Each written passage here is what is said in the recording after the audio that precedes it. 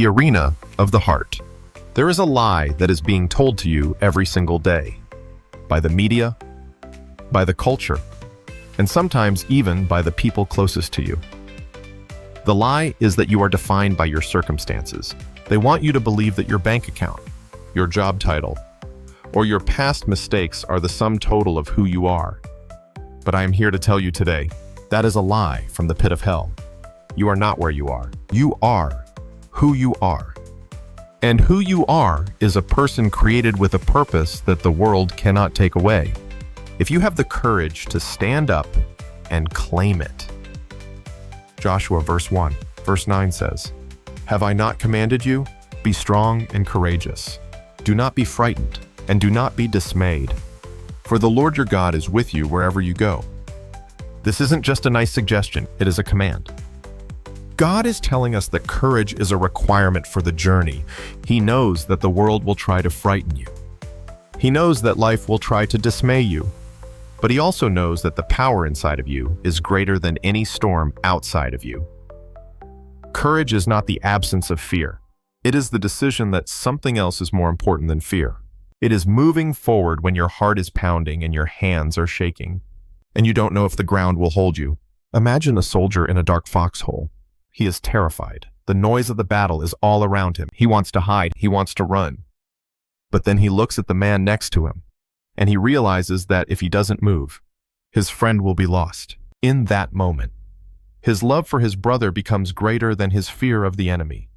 He stands up, and he moves. That is courage. It isn't a feeling. It is an action taken in the presence of fear. We are all in that foxhole right now, and we have to decide if we love our purpose more than we love our comfort. We have to stop waiting for life to be easy before we decide to be brave. Life is not fair, and it never will be. Entitlement is a trap that will keep you paralyzed. If you wait for the world to give you what you think you deserve, you will die waiting. You have to get up, and you have to move. You have to be willing to enter the arena, to get dirty, to take the hits, and to keep standing back up. The critic in the stands doesn't matter. The person pointing out how you stumbled doesn't matter. The only thing that matters is the person in the arena. That is you. Galatians verse 6. Verse 9 tells us, "And let us not grow weary of doing good, for in due season we will reap. If we do not give up, the harvest is coming, but it only comes to those who stay in the field." So many people quit right before the breakthrough. They focus on the weariness instead of the work. They focus on the timeline instead of the transformation. But you cannot measure your growth by a calendar.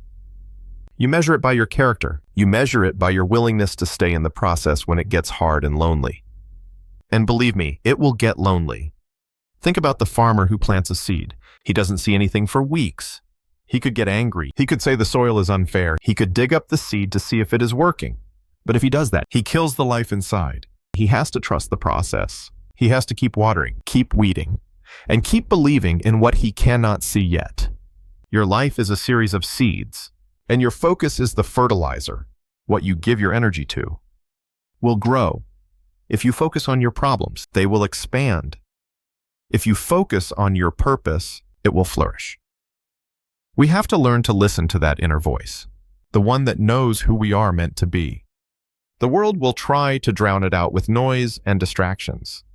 But if you slow down and you pay attention, you can feel when the path you are on doesn't fit you. Don't let doubt build a case against your own life. Don't let the critics in the stands talk you out of your future. They aren't the ones in the arena. They aren't the ones taking the hits. Their opinion doesn't count, and it never did. 2 Timothy verse 1. Verse 7 says, "For God gave us a spirit not of fear, but of power and love and a sound mind." You have been given a spirit of power, not a spirit of victimhood, not a spirit of complaining, but a spirit of power. That means you have the ability to change your mindset. You have the ability to turn a bad season into a useful lesson. You have the ability to look at a closed door and say, "Thank you for the direction." Everything that happens to you is an investment in who you are becoming, if you are willing to see it that way.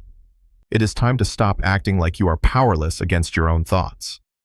Consider the blacksmith who is working with a piece of iron. He puts it in the fire, and it gets red hot. Then he takes it out and hits it with a heavy hammer. To the iron, it feels like destruction. It feels like pain.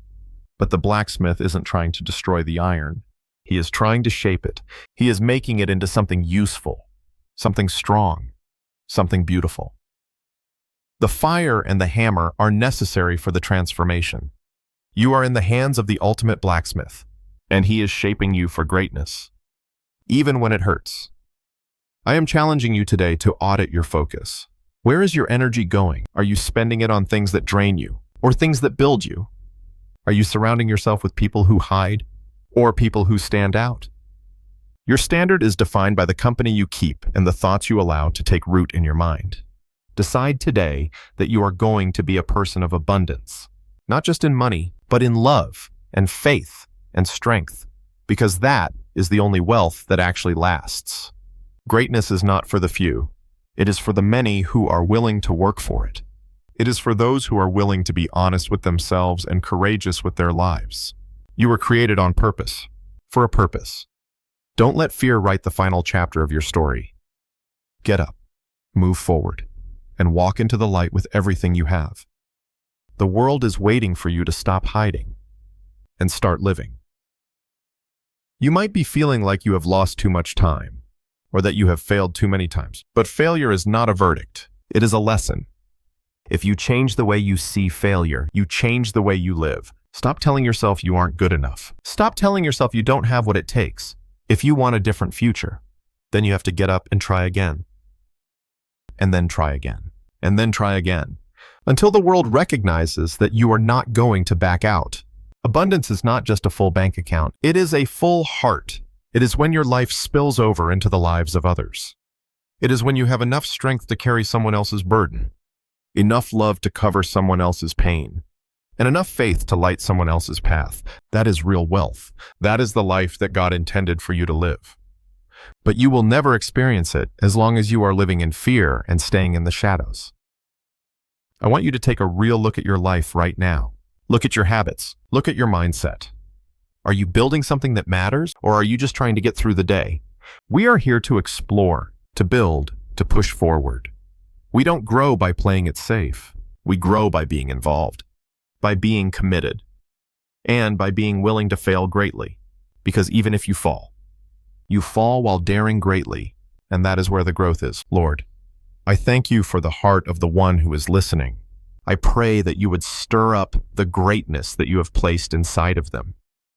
Help them to see themselves through your eyes, not through the eyes of the world. Give them the strength to stay in the arena and the wisdom to focus on what matters.